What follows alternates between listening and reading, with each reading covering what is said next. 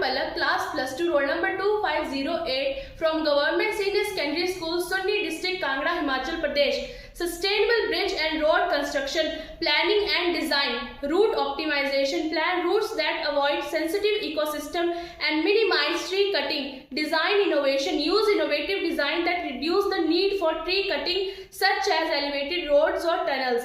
Elevated roads reduce land use. Elevated roads minimize land acquisition and preserve natural habitats.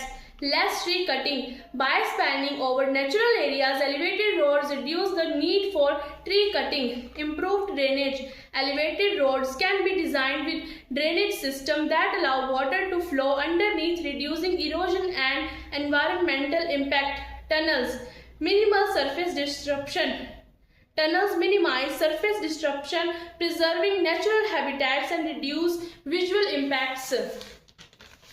Reduce tree cutting. By going underground, tunnels can avoid areas with dense tree cover. Improved safety. Tunnels can improve safety by reducing the risk of accidents and minimizing the impact of extreme weather events.